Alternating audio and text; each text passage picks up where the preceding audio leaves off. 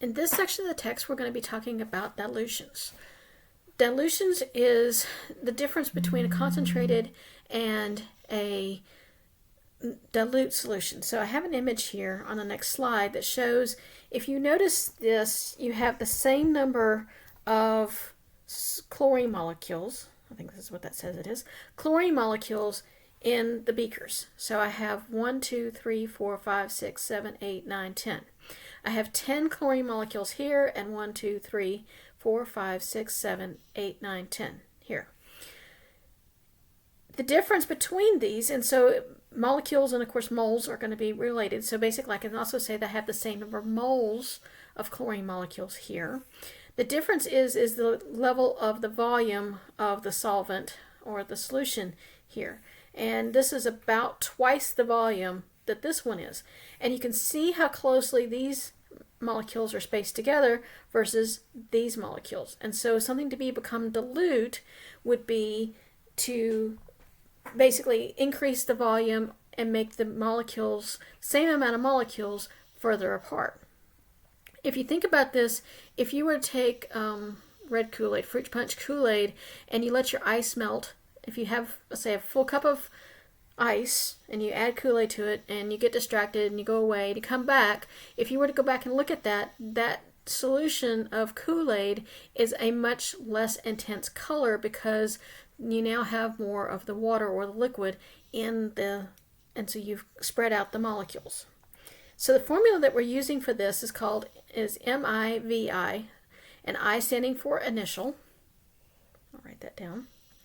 So the I's here stand for initial and is equal to MFVF, and that stands for final.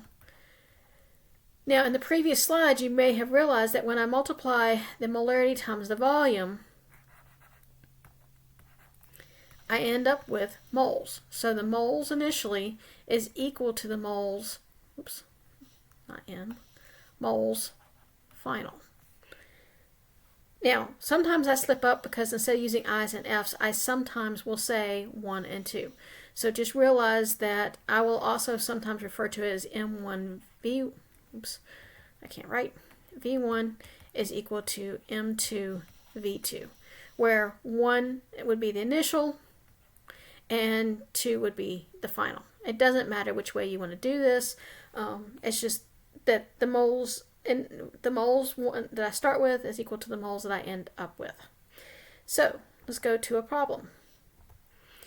So a chemist wants to prepare 0.75 molar hydrochloric acid. Commercial hydrochloric acid is 12.4 molars. How many milliliters of a commercial acid does a chemist require to make up 1.5 of the dilute acid? Same strategy as we've had before. I have 0.75 molar, so we know that that's a capital M, and I have 0.75 M. It doesn't matter what the compound is, but it's HCl. I have another M of 12.4.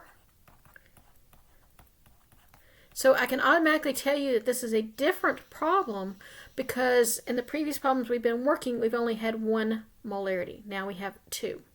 It wants to know how many milliliters.